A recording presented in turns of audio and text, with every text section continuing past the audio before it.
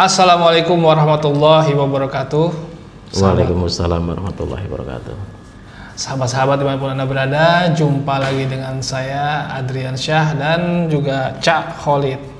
Ya, Cak Khalid, kita lanjut lagi podcast kita ya. Oh iya. Sesi kedua. Kemarin kita sudah membahas tentang Ba'alwi ya, tentang kontroversinya. Nah, sekarang kita harus adil. Jadi kita bahas juga tentang tesis Kiai Imad dan juga bagaimana pandangan-pandangan beliau terhadap Ba'alwi atau para habaib ini. Nah, sekarang saya mau tanyakan kepada Cak Khalid yang sudah mengikuti isu ini gitu. Bagaimana Cak Khalid ini menyikapi dari tesis Kiai Haji Imaduddin Utsman ini? Baik, terima kasih Bung Adri. Baik, kita akan coba ini ya, kaji bersama-sama ini terkait dengan tulisan Al-Mukarram Kiai Imaduddin Utsman. Yang pertama begini Bung Adri, bahwa sebenarnya membaca tulisannya Kiai Imad itu asik gitu. Khususnya kita sebagai dulu mahasiswa tafsir hadis gitu, seneng gitu bahwa ada yang berbicara tentang pernasaban gitu. Nah, tetapi begini, mungkin yang ingin kita tegaskan pertama dalam diskusi ilmiah itu ya ini, jangan marah gitu, supaya diskusi tetap asik gitu. Karena belakangan ini kan kita ketika mendengar, sebenarnya kita pengen terus mendengar, pengen mengikuti gitu. Tetapi kemudian kan banyak kita melihat orang-orang pada marah gitu. Nah, kita coba kembalikan gitu bahwa tulisan Kiai Imaduddin Utsman ini adalah sebuah tulisan ilmiah gitu kan ya, sehingga juga bisa ditanggapi secara ilmiah gitu. Dan harusnya orang-orang yang menanggapi tulisannya Kiai Imaduddin Utsman ya harus secara ilmiah dan nggak perlu marah-marah lah gitu. Nah, itu yang pertama yang pengen saya sampaikan. Terus kemudian yang kedua ya memang tradisi diskusi ini sudah lama mati di kita gitu. Sehingga tulisannya Kiai Imaduddin Utsman ini mengajak kita untuk berpikir kembali gitu, untuk belajar untuk menelaah gitu kan ya, sejauh mana apa-apa yang sudah muncul dalam pemahaman kita ini apakah betul-betul punya sandaran yang kuat atau tidak gitu. Jadi yang pengen kita sampaikan pertama ya ucapan terima kasih ke Kiai Imaduddin Utsman terkait dengan tulisannya gitu. Dan terlepas dari setuju atau tidak setuju dengan tulisan Kiai Imaduddin Utsman, saya melihat banyak manfaatnya Bung Adri. Khususnya ketika kita belakangan ini mungkin agak terusik ya dengan video-video dari habaib-habaib gitu yang mungkin kita kaget-kaget ya, terkaget-kaget dengan apa yang mereka katakan gitu.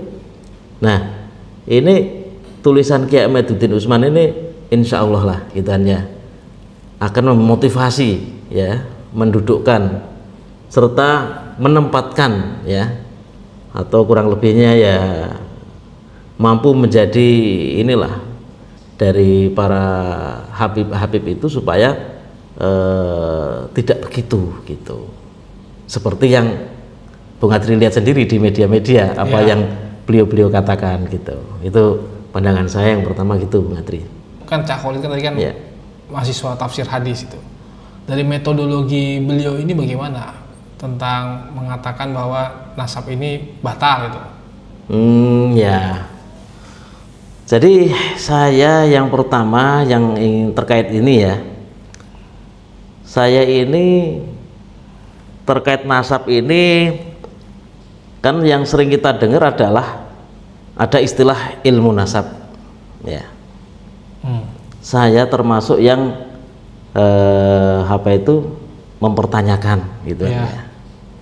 Maksudnya mempertanyakan tuh seperti apa sih ilmu nasab itu gitu. Apakah ilmu nasab itu kemudian bisa menjawab persoalan terkait dengan nasab itu.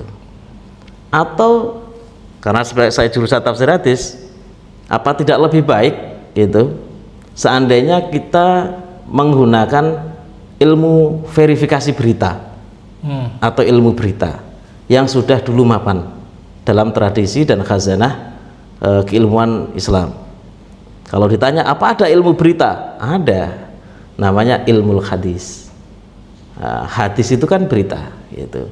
Jadi ilmu hadis itu adalah ilmu memverifikasi berita-berita perkataan Rasulullah Shallallahu Alaihi Wasallam gitu. Nah itu coba kita gunakan gitu kan ya. Kita bandingkan lah kira-kira mana yang lebih pas gitu.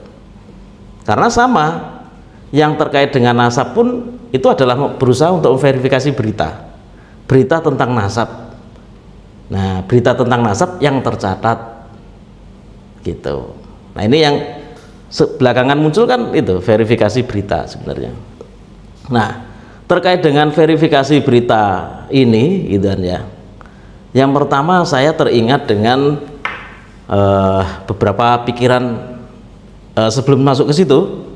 Yang saya pahami dari tulisannya Kiai Imad itu adalah bahwa tidak ada catatan ya, tidak ada catatan yang menyebutkan nama Ubaidillah. Tidak ada catatan yang ditemukan gitu. Nah, saya sebenarnya teringat ada para pemikir orientalis ya. Mulai dari yang namanya Ignaz Goldziher, seorang profesor ya. Terus kemudian ada lagi dilanjutkan pemikiran sebelumnya yaitu Yosef Sach ya, seorang profesor juga. Kemudian dilanjutkan lagi penerusnya namanya G.H.A. Junbol, seorang profesor juga. Mereka semua ini adalah orang-orang yang meragukan hadis Nabi Muhammad SAW. Apa dasar meragukannya? Bahwa hadis Nabi itu semuanya palsu. Kenapa palsu? Karena catatan pertama hadis yang terbukukan dan sampai ke kita adalah catatan-catatan pada mulai abad kedua Hijriah. Jadi kalau misalkan kita melihat abad kedua Hijriah itu generasi kitab hadis pertama ya Muwatta Ibnu Malik ya, Muwattanya Imam Malik, terus kemudian Musonaf Abdur Razak dan lain sebagainya. Itu adalah beberapa catatan hadis yang generasi pertama yang sampai ke kita. Karena tidak ada catatan sebelumnya, maka kemudian mereka mengatakan bahwa semua hadis itu adalah palsu karena tidak punya sandaran catatannya gitu.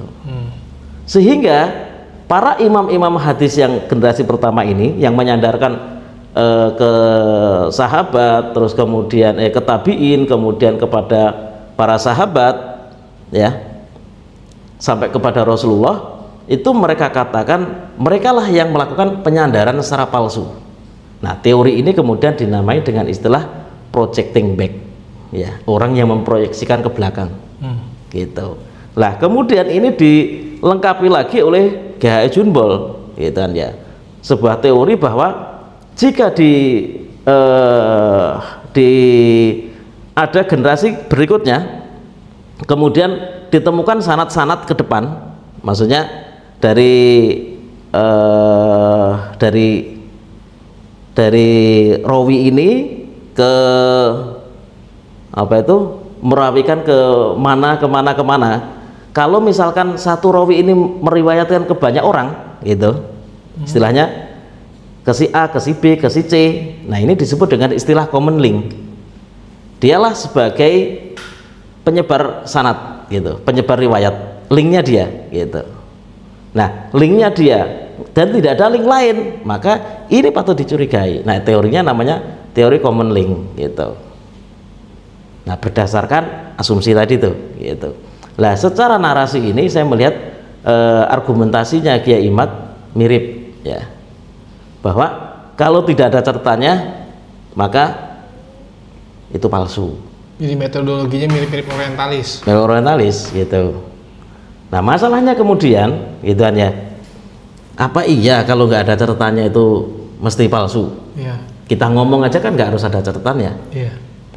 Tetapi disitulah ada yang namanya riwayat gitu. Nah, karena riwayat inilah maka kemudian di mana titik ujinya? Nah, titik ujinya ada pada kredibilitas orangnya gitu. Yang ngomong siapa? Yang ngomong siapa? Begitu. Lah, verifikasi hadis itu didasarkan pada kualitas orangnya. Yang ngomong siapa? Jadi bukan catatannya. Bukan catatannya, gitu. Orangnya, gitu.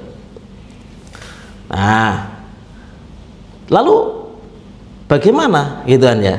Jika tidak tahu, gitu ya, tidak tahu kalau teorinya karena tidak ada catatan, maka kemudian dianggap tidak ditemukan. Tidak ditemukan kan berarti tidak tahu, ya kan? Misalkan para orientalis mengatakan hadis-hadis ini tidak ada catatannya, berarti kalian nggak tahu. Kalau nggak ada, berarti kita nggak tahu, kita nggak mengetahui. Nah, nggak mengetahui itu kalau dalam ilmu hadis yang dipegang oleh Imam Bukhari, tidak tahu itu tidak bisa menjadi hujjah bahwa itu tidak ada. Tidak tahu berarti belum tentu tidak ada. Belum tentu tidak ada, gitu. Karena tadi itu seperti yang saya sampaikan lebih di awal tadi, bahwa mungkin saja kan nggak harus ada catatan. Iya.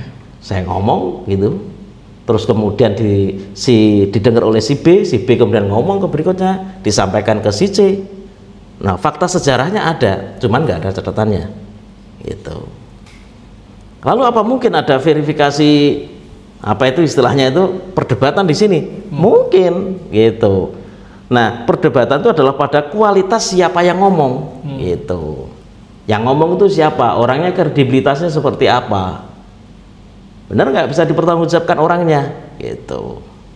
Kalau nggak bisa dipertanggungjawabkan berarti itu diragukan. Nah, ini kalau kita merujuk pada ilmu hadis, seperti yang dituliskan Imam Asyuti dalam Alfiyah Imam Asyuti, bahwa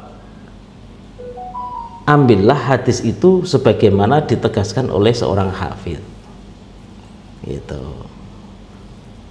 Atau an musannifin, atau dari pengarangnya yang dia mengkhususkan memberikan keterangan di hadisnya, ini hadis sahih, ini hadis dhaif, dan seterusnya, gitu. Artinya apa? Perkataan seorang hafidz inilah yang menjadi dasar kalau dalam hadis. Jadi nggak sembarangan orang seperti yang dilakukan oleh siapa itu, yang Wahabi itu, Albani, Nasruddin Albani, otak-atik gitu kan, kitab gitu kan ya. Oh, ini sahih, ini dhaif gitu kan ya. Nah, bikin kitab namanya apa itu, Silsilatul Al-Hadis Ad-Dhaifah kan itu. Nggak kayak gitu. Jadi orang yang bisa melakukan verifikasi hadis, menilai hadis juga harus qualified. Gelarnya ada, namanya Al-Hafidz. Itu gelar untuk ini ya, apa itu, orang yang punya kualifikasi apa itu menghukumi suatu hadis, gitu. Jadi kita ini meskipun ngerti caranya untuk menghukumi hadis, apa itu melakukan takhrij, kemudian menganalisa gitu kan ya, tapi nggak punya kualifikasi itu, gitu. Karena mungkin saja bukan mungkin ya, potensi kekeliruannya akan sangat besar sekali, gitu.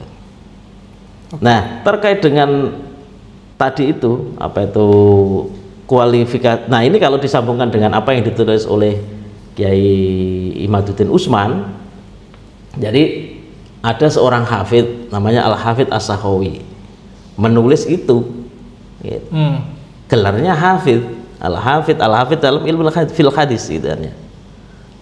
Menyebut nama yang dikatakan nama itu nggak ada, nama itu palsu dalam silsilah apa itu Ba'alawi kan, itu yang dipermasalahkan itu. Lah, beliau menyebutnya gitu. Kalau menurut pendekatan ilmu hadis, perkataan Al-Imam As-Sakhawi ini ya harus diambil dan diterima, gitu. Karena beliau punya kualifikasi untuk mengatakan itu, gitu. Imam As-Sakhawi bilang ada nama itu. Ada nama itu. Nama itu ada, gitu. Ini contoh satu, gitu. Yang lain-lainnya mesti ada juga yang lain kan itu. Tapi dengan berpegangan pada Al-Imam As-Sakhawi ini, gitu ya, orang-orang kemudian yang apa itu menolak pandangannya Kiai Imaduddin Utsman, gitu. Nah, saya ingin apa itu memberikan perspektif ya bahwa mana yang harus kita pakai gitu kan ya. Kalau ini tadi adalah pendekatan ilmu hadis, memang tadi itu Al-Imam As-Sakhawi karena beliau adalah seorang hafidz gitu. Dan ini memang di dalam tradisi kita gitu kan ya, penilaian apa itu atau penilaian seorang mata rantai, karena hadis itu kan dinilai dari mata rantai sanadnya, dari biografinya, apa itu orang-orangnya kan itu. Lah itu memang di orangnya gitu, harus al-hafidz gitu. Nah, sebenarnya kalau kita melihat apa itu ke belakang lagi, bahwa kan perkembangan ilmu, istilahnya ilmu rijalul hadis atau ilmu biografi orang-orang itu terkait dengan kepentingan untuk memverifikasi hadis. Nah, jadi memang gitu ya, nggak ada orang khusus menulis biografinya si A si B tanpa ada kepentingan gitu. Iya. Nggak terlalu banyak lah, kalaupun ada ya sedikit sekali. Tetapi kalau memang ini kaitannya dengan hadis, karena ada kepentingan untuk menilai hadis, maka berkembanglah ilmu rijalul hadis. Ada biografinya si A, si B, si C dan seterusnya, ditulis seperti ini, kualifikasinya ini, thikoh, ini enggak, ini dan seterusnya kan itu. Nah itu ada ininya gitu aja, sudah ada kayak gitu itu. Termasuk fungsi selain untuk penilaian itu adalah untuk supaya tidak terjadi apa itu istilahnya itu kesalahan gitu. Kesalahan misalkan ada orang pada satu zaman punya dua nama, apa itu ada dua orang yang namanya sama, misalnya begitu. Ada tiga orang yang namanya sama dan seterusnya begitu. Jadi memang verifikasi nama ini adalah sebuah tradisi yang sudah berkembang dalam ilmu hadis gitu. Nah, sementara kalau yang baru ini istilah nasab menjadi sebuah disiplin ilmu tersendiri gitu kan ya. Nah, ini saya termasuk yang ini gitu kan ya, apa itu sudah matang atau belum, maksudnya begitu. Apa itu itu sebagai sebuah disiplin ilmu itu sudah matang dan sudah teruji atau belum gitu. Nah, ini kan berdasarkan pemaparan Cak Khalid tadi nih. Saya mau tanya dari buat pribadinya Cak. Oke. Sebenarnya Cak Khalid ini setuju nggak nih kalau nasab Mbak Alwi ini asli atau tidak setuju, palsu gitu? Ya, kalau menggunakan perkataan Al-Imam As-Sakhawi gitu ya, sekurang-kurangnya ada seorang hafidz yang mengatakan itu. Ada berarti ya? Ada. Dan ada itu tidak bermakna membenarkan perilaku mereka ya. Oh, iya. Yang hari ini misalkan disorot, yang ini ya itulah enggak. Oke, paham. Gitu.